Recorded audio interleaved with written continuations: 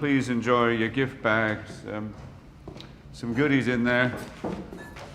A booklet of our local suppliers, some house-made granola, one of Doug Berrick's fingers, and a copy of tonight's menu. Welcome to the exploration of how the menu is presented to the audience. We're going to review how the story is organized. There are some things that are done to the presentation to make it incredibly unique. Once again, I would say that this is both art and entertainment. And a part of that is how it's presented. So to better understand what I mean by a work of art, think of it as on a spectrum. Entertainment's to the right, art is to the left. When you go towards the right, towards entertainment, you're making decisions based on what tickles the audience's fancy. You're aiming for the lowest common denominator so that you get as wide appeal as possible. Now, if you go towards the left, you go towards art, you're making decisions that are based on art only. This is symmetry. These are things that kind of line up with one another, and it provides the beauty to whatever it is you're creating, whether it's a statue, ice sculpture, it doesn't matter. There's a symmetry, there are rules set up to where art works, why art works. Something that is highly artistic is not going to appeal to a wide audience. So that's why I kind of really feel like this movie is exceptional. It is a really good blend of both. So the first thing I want to point out when I look at the artistic side of the movie is the title cards. Some say these title cards help organize the movie, make the information bite-sized so it's easily digestible. The way that the story is told, it's already easily understood. It plays out in a linear fashion. The title cards really don't add much for the regular viewing audience. They understand how to watch a movie. The fact that these title cards are being used, though, has more to do with symmetry, a visual element that complements the theme of high-end culinary arts. Things like this wouldn't be chosen because they test well with the audience. Something else about the title cards, they're used to segment the meals, but not all of them. I understand why the cake didn't get a title card, but why not these three? If anyone knows, please comment below. Maybe I missed it. I watched this movie a lot to break it down into this. I could have just blanked out on them coming up, but I looked for them. I did look for them. Something else I'm not positive about, but it's really cool to consider. This He didn't tell me about the barrel. I didn't forget. Is the only part in the movie where I get a blip of a mistake in the writing. I mean, why would Elsa say this during a fight and right at the very end, right before she's stabbed? There were better places this information could have come out for the audience, but the height of a fight, it gets crammed in with little context. It feels purposeful, like a split emulsion being created for the extra picky among us. As further proof, this blip is done with expert control. By the time someone may feel this is off, the blip's over. Almost like making sure the mistake was a minor distraction at most. The fact that there's a second split emulsion, More broken emulsion, madam. provided to the picky critic makes me wonder if there's another purposeful mistake that I've missed. These details just make the movie that much richer.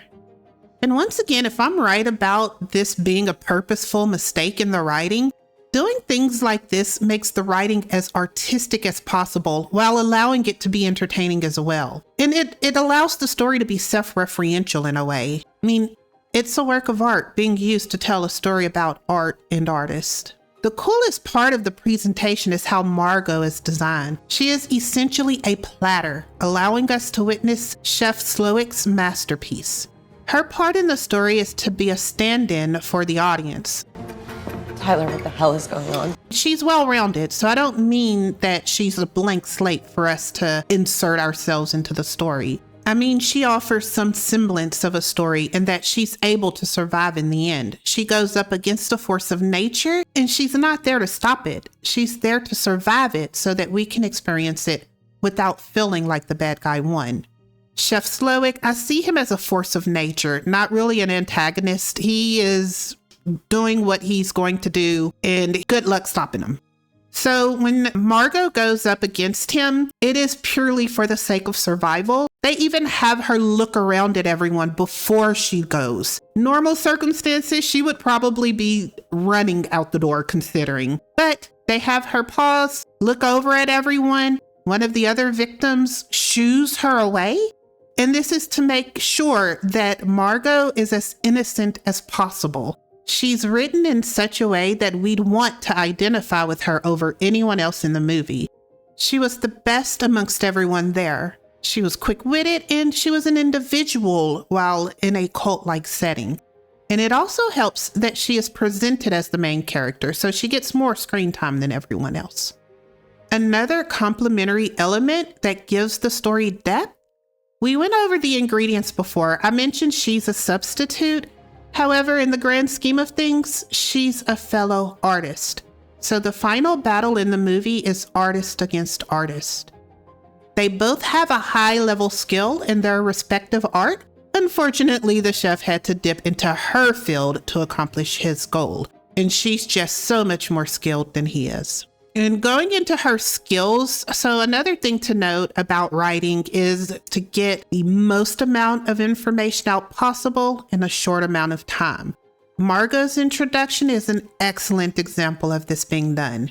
So when Margo is first introduced, we have this normal back and forth with her and the guy, but she talks about being paid and then she acts like his girlfriend.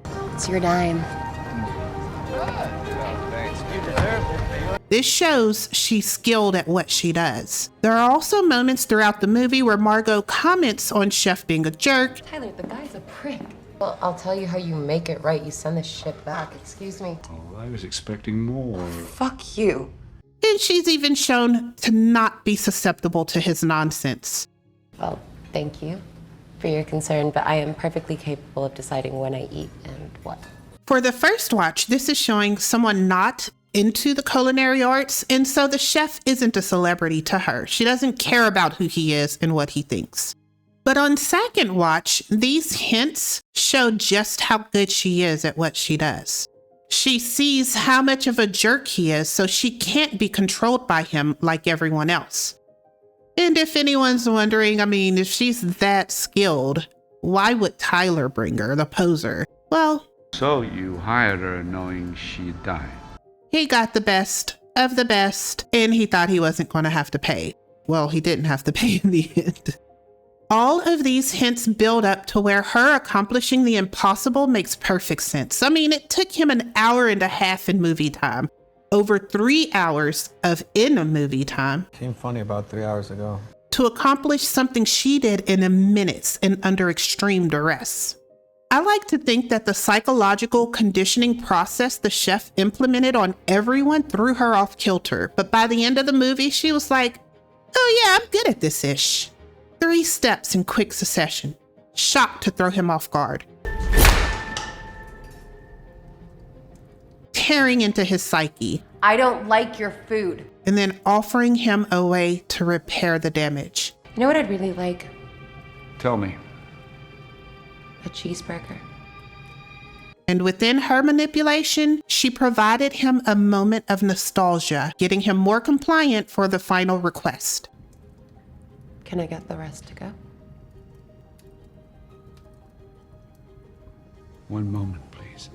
Her skill set is such that she accomplished it. And something else to note, when I first watched this movie, I really did think he let her go out of respect. But in rewatching this to do the reviews, he really does come across as confused in the end. He didn't know what just happened.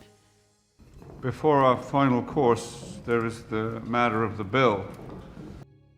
I think she played him. Something else to add. By the chef allowing Margo to leave, he actually damages his masterpiece. The whole point, the way that I see it, the whole point of the masterpiece is that it's art for the sake of art. And so the way that all of these themes get tied together by everyone dying is that there's no human being to enjoy the art. So it is truly art for art's sake. By allowing Margo to go, he takes away that aspect of what he does. And I see the whole point of him doing this to begin with is to redeem art from those who defiled art, who made it worthless to him. By having them all die in the end and have no human being to appreciate the work, he is bringing respect back to his art. So that's how I saw it. That's also like when I think about how it ends with her being free, it makes more sense for him to have been perfectly manipulated by her, because that would be the only way he would defile his masterpiece. Now, there's no hint in the text about this when you look at the movie. It doesn't really say all of that, but all of the components that we've watched throughout the movie, that's what it really makes it seem like it's getting to. Otherwise, why are they so adamant about everyone dying? I mean, even his staff. If what they want is revenge, a standard story that everyone would expect of entertainment would have been the route to go. He invites these people to his island, and the cannibalism I was expecting. Or at the very least, not even cannibalism, just use them for visual artwork, just good old-fashioned revenge. The whole thing of this being all about art and being artistic and everything just makes so much more sense if he's going from one end of the spectrum where he's all about the entertainment aspect all the way to the other end of the spectrum where he's all about the art and nothing more. That just seems to make more sense to me. But once again, there's no textual evidence I can pull up to defend that. So take that with a grain of salt. All in all, this movie is rich with little touches throughout all elements that helps keep the audience focused. This makes the writing feel tight. Every morsel of information we're provided is purposeful. Not a word or imagery is wasted. If you enjoyed this review, please like, subscribe, and I'll see you in the next one.